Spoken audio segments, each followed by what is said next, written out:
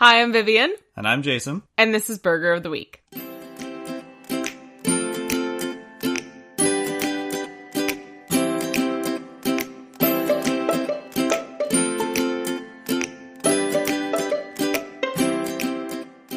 Each week we discuss an episode of the Fox animated series Bob's Burgers, and then we create a themed burger based on the episode. This week we're talking about Season 3, Episode 6, The Deepening. It should be The Deepening 3. Deepening! Yeah. The Deepening is kind of a weird name, though, because it is semi-sexual. If you think about it. Or maybe that's just where my mind is. Apparently. Yep. In the gutter. I mean, the movie that they watch, The Deepening 3 is like 90% nude scenes. Yeah, 90% nude car wash. Yeah. So, I'm not wrong, is all I'm saying. That's fair. This episode was written by Greg Thompson and directed by Bernard Derriman, and it aired November 25th, 2012. The store next door was Butt Stuff Underwear Outlet, which is fantastic. Yeah. And then butt stuff always makes me think of Troy from Community, because you know that he likes butt stuff. You know he likes butt stuff. He's told us more than once. The exterminator van was Wild Wild Pest. Which is similar to an earlier van that we had named How the Pest Was Won. So they like their westerns. Mm-hmm. Western motif. Yeah. We had 2 burgers this episode. She's a super leek burger, which comes with braised leeks. Now, I don't get this one. Super freak, she's super freaking now. Okay, now I get it. Do you? I do. Okay, yeah, it's from the song, She's a Super Freak. Right. It's too much of a stretch for me, apparently. Yeah, apparently. The next burger was Let's Get Frisee Burger. Which is kind of like, let's get busy. Yep. Again, sexual. Yep, absolutely. What is happening? You're right.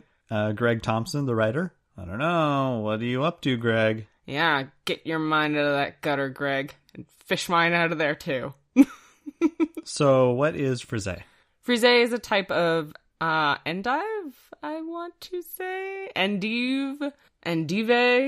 No, it's a kind of a vegetable. It's like a leafy vegetable, sort of. Like a lettuce? Yeah, kind of like a lettuce, but frizzier. Like kale? Kind of, but less curly.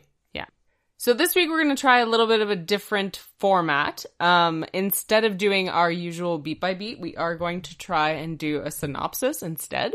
So we'll give you the general overview of the episode, and then we're going to talk about everything that happens and how we feel about that. And then we will do our burgers. So, this week, Mr. Fishoder uses the Belcher kids as a focus group to help him attract more business to Wonder Wharf. Bob convinces Mr. Fishoder to purchase a mechanical shark that was used in a movie shot in town. The Belcher kids accidentally let the shark loose, and it breaks out of the amusement park, threatening the town's safety.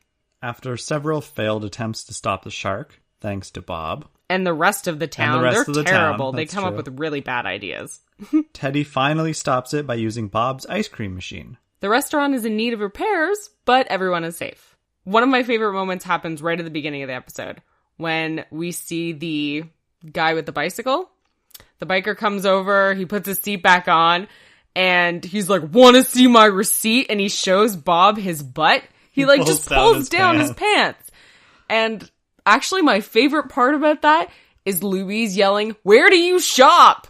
It is really good. It's so good. It is very funny. It's very clever. It's very cute. It's a nice way to kind of set up that Bob is the block captain. Which came out of nowhere. Like, nowhere. What? Who would agree to this? Hugo would never agree to this if he's quadrant captain. Yeah, there's no way. Hugo would have, fought against that. He would have had a campaign. So would Reflections. Reflections would not have agreed to that. No way. Edith would be flipping out. And the thing is, as much as I could, okay, fine. There wasn't some sort of protest against Bob becoming block captain. Why does Bob want to be block captain? Bob doesn't want to do anything with the community.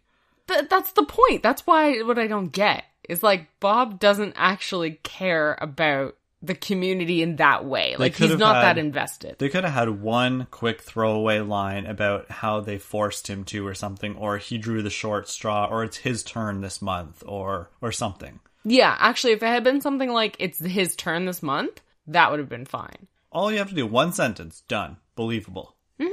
And But I could believe that Bob got bullied into it. Sure. Or, kind of forced into it.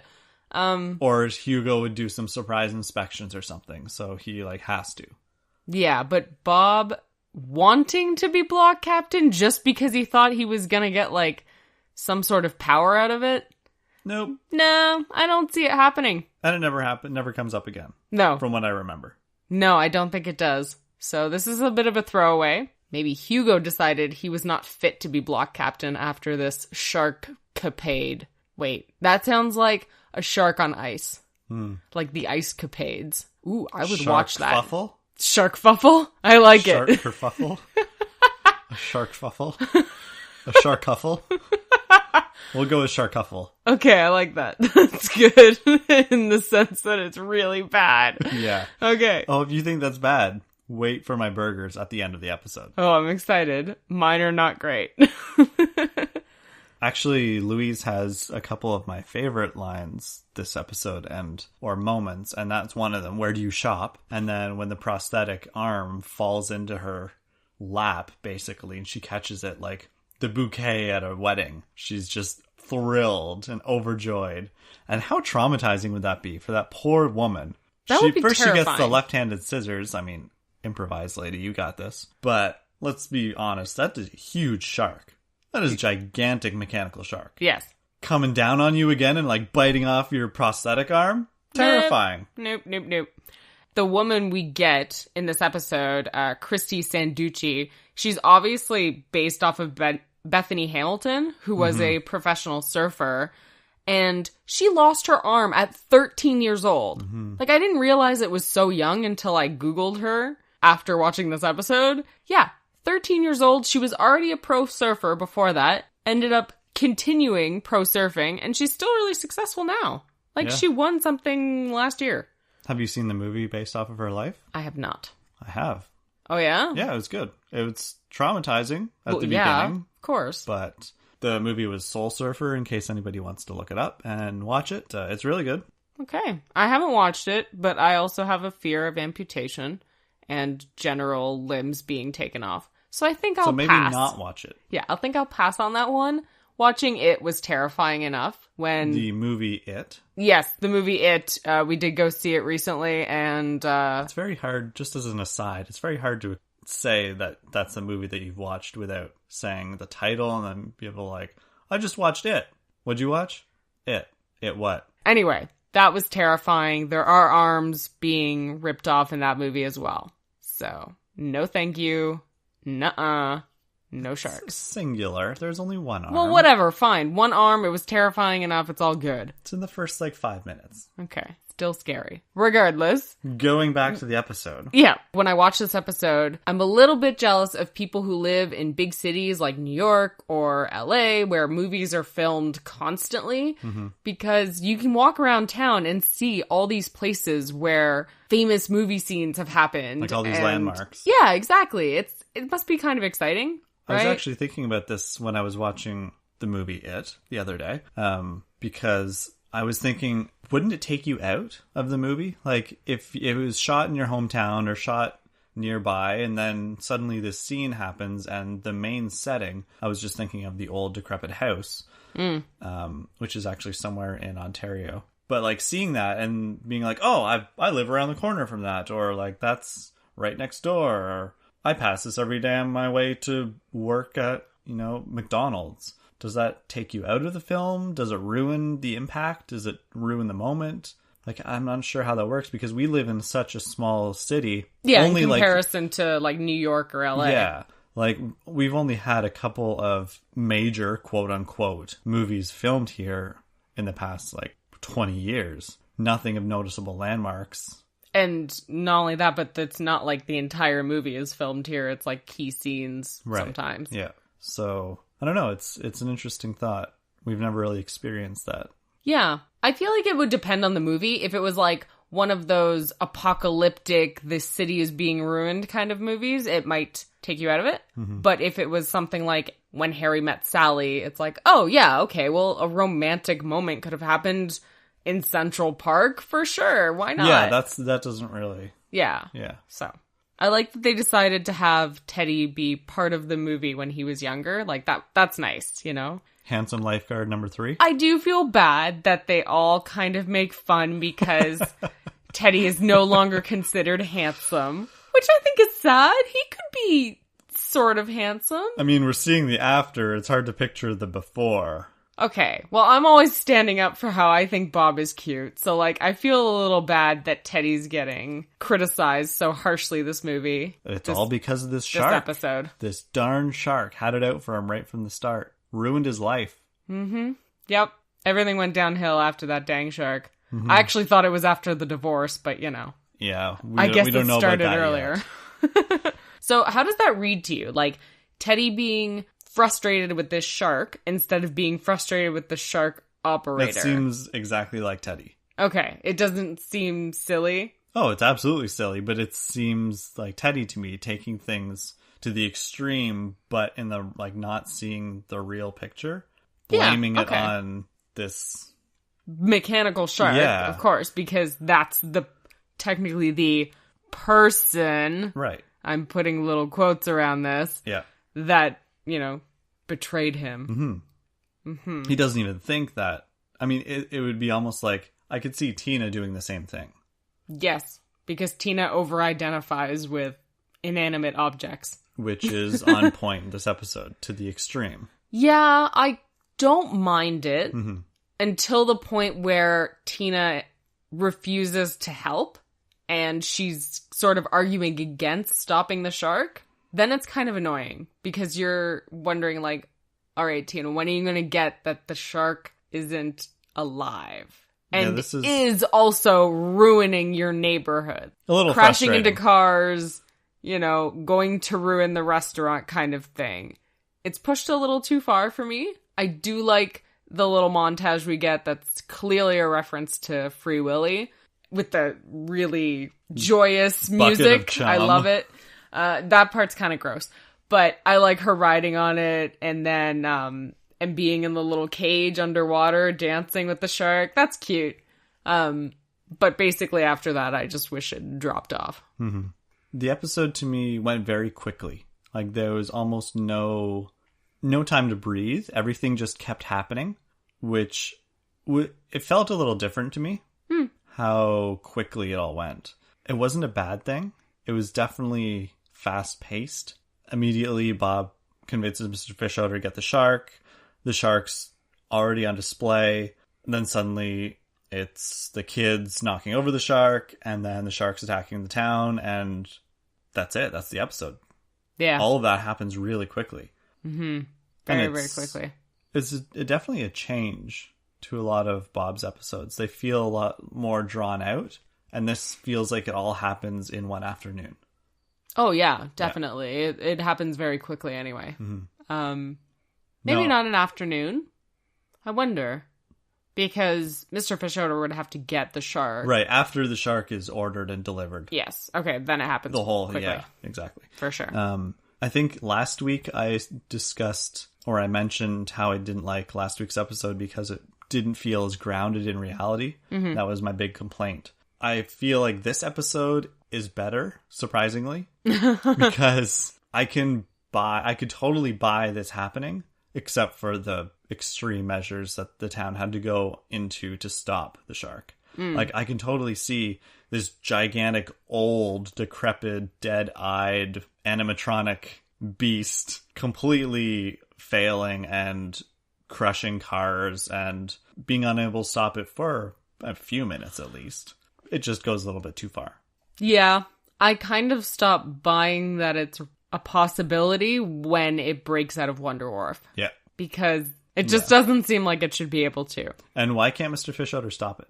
Because what do you do? It's not like it's plugged in. Could he not just turn it off? He had the control in his hand. Yeah, but it wasn't responding. That's so fair. You would have to find some way to get into the shark. Disconnect the fuel. Yeah, I guess so. It's just clearly not as simple as we would hope, because otherwise I would hope that they would go for that solution rather than the oil slick and the spike strip and accidentally electrifying it, which that is one of my favorite parts. Even though it's completely ridiculous And the spike strip is my favorite. Oh yeah, that one is definitely my favorite because it's like you don't expect it. You think, oh, okay, maybe it just will be ineffective. Instead, it's like, oh no, we gave it a weapon. Now it's got a tail that's like whipping back and forth, and yeah. Oh gosh, yeah, it's good. That part is funny.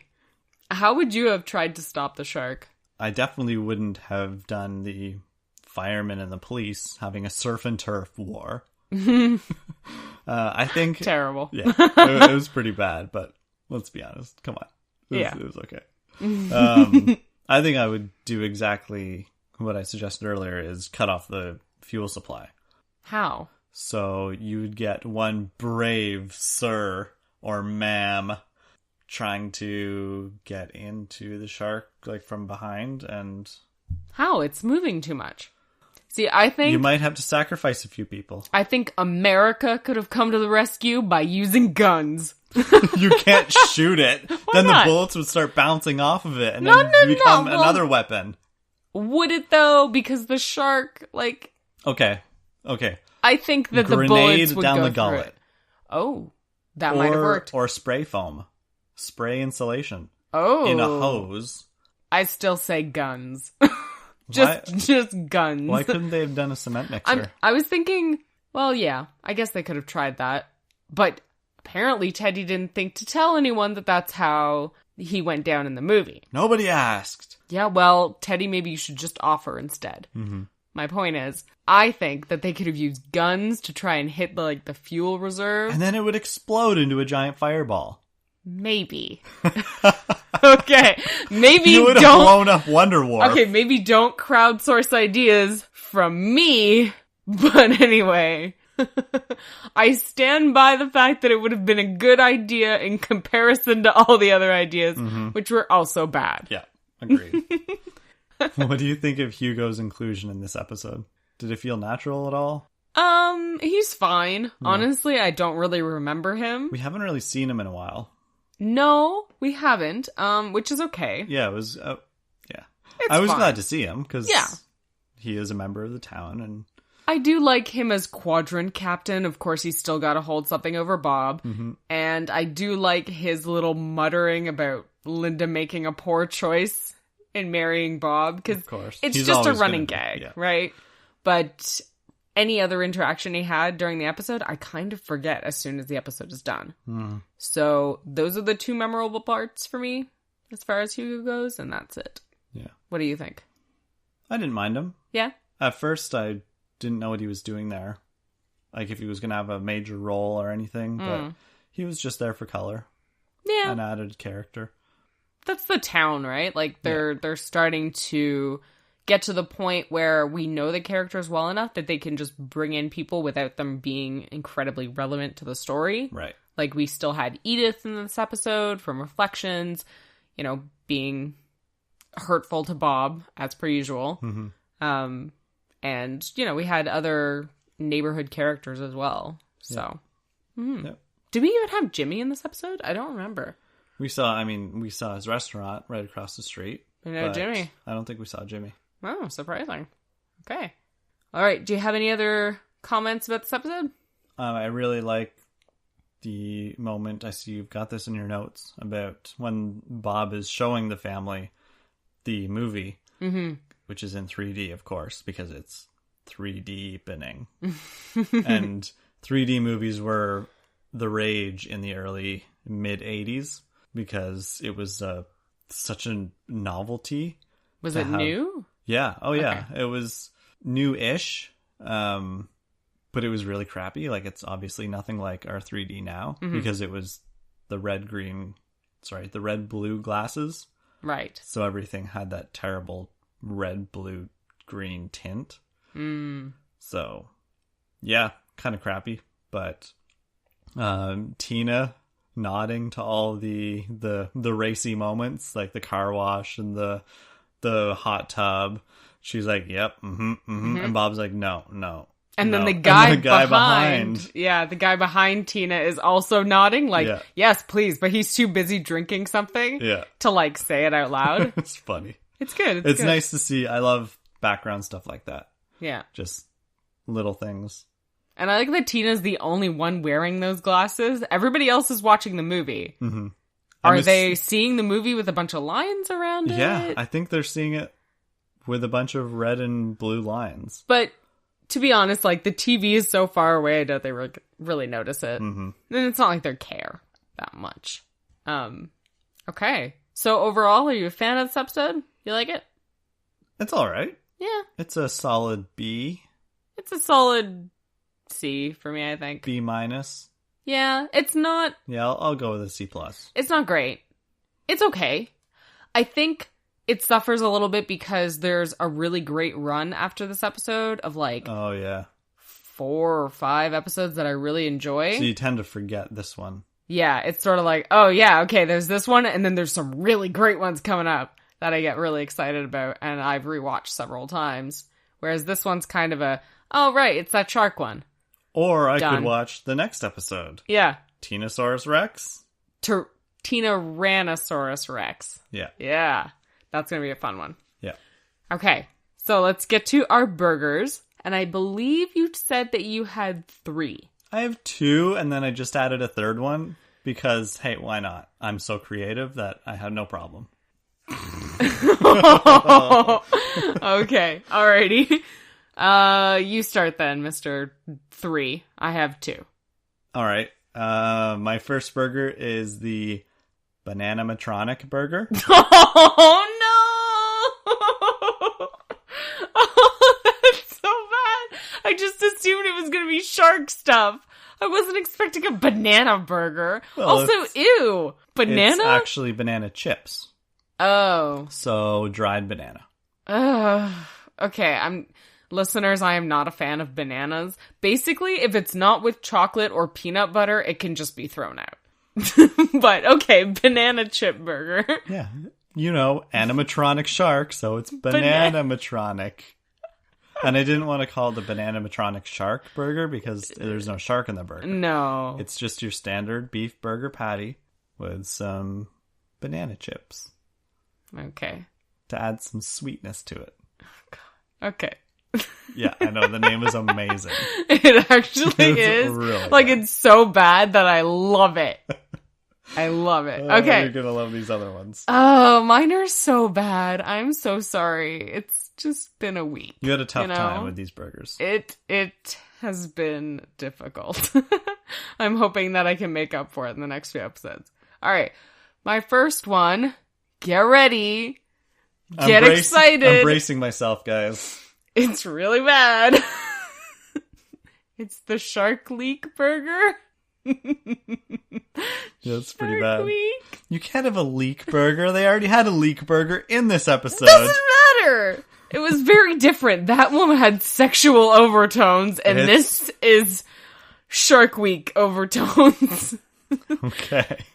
Which, unless you're into sharks, ain't sexual. Okay.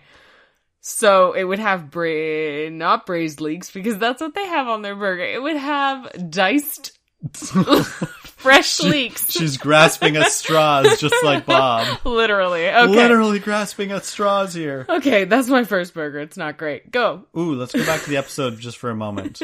Just briefly. Oh, I do really like the moment where I just remembered it and I didn't have it in my notes. Okay. Where Teddy tries to make the Jaws joke. Oh, God. You're gonna need a bigger restaurant? Terrible. And Bob says, really? Like, that's too forced. Yeah. It was really good. I'm glad they do that, because if they had just left it as like, haha, that's a great reference, right? Like, you didn't even try. Yeah, that's not organic. It's not cute. It's right. Just too forced. I agree. Yeah. And on that note. Just like my super forced Shark Leak burger. My next burger is, we're gonna need a bigger goat. Oh, no. And it's a goat burger.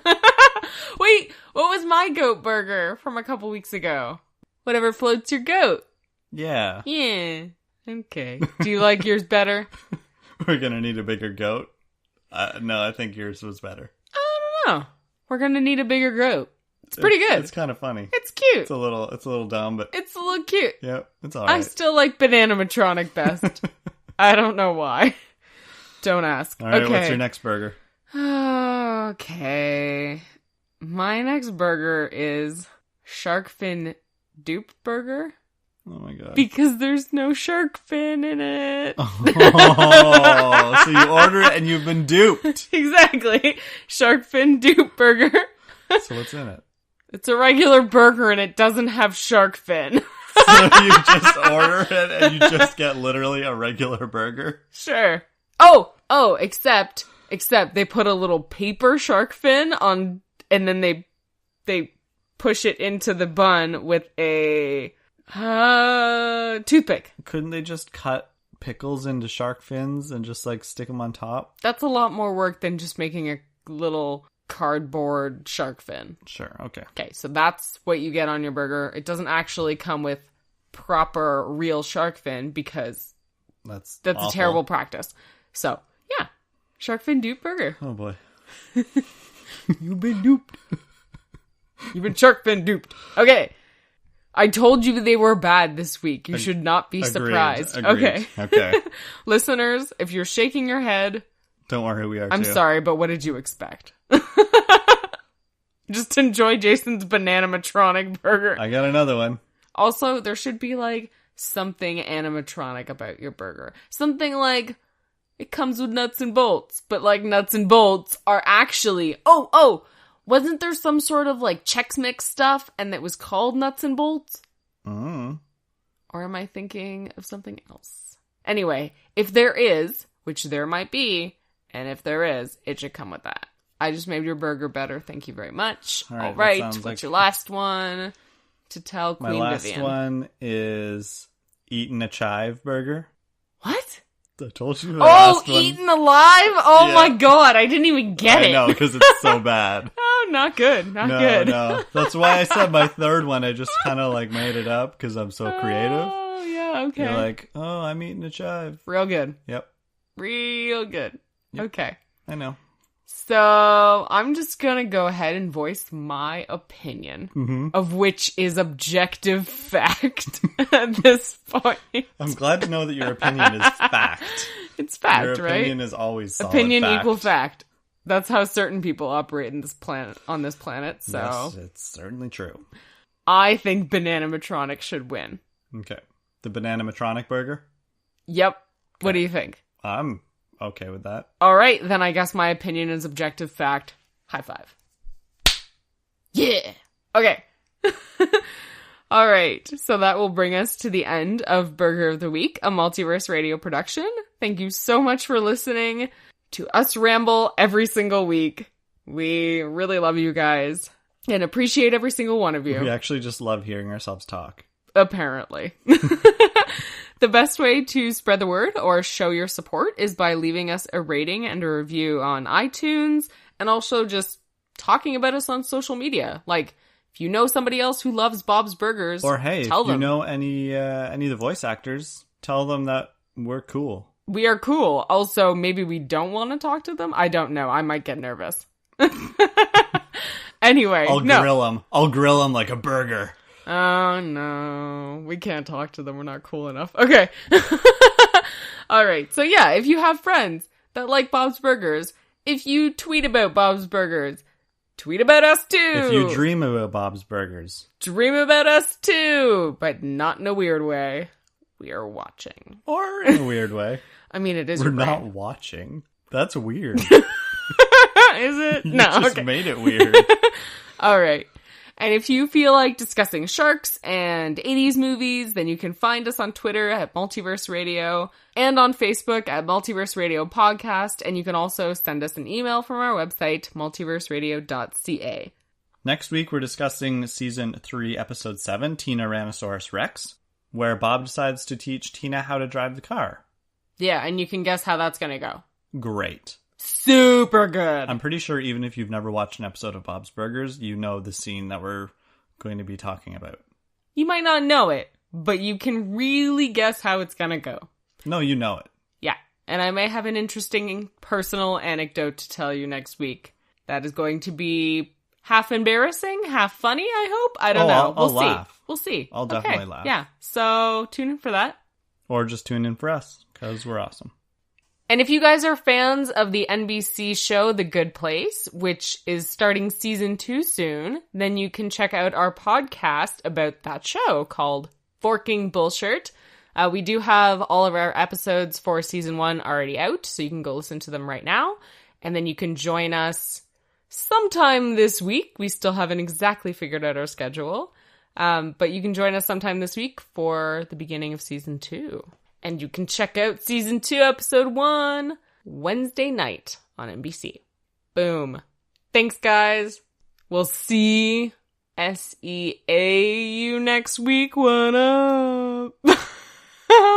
Jason gave me the worst face. No, I just had an aneurysm. Oh, okay. Bye, guys. Bye. Hi, I'm Vivienne. And I'm a shark! Is that how sharks greet each other? Sure. Hi, I'm a shark. Hi, I'm also a shark. What a coincidence. What a small ocean. And I really wonder if someone doesn't know this. They start listening and they're like, I bet this is like a Harry Potter podcast. Because that would be sorely disappointing for them. What does Burger of the Week have to do with Harry Potter? It has nothing to do with Harry Potter, and that is my point. Okay. Boy, am I in the wrong podcast. Jeez, I'm sorry. If you came here for Harry P, ain't none of them. I should not have said that. I should not have said that. I definitely should not have said that. Wait. You're a burger, Harry? More like you're a Harry Burger.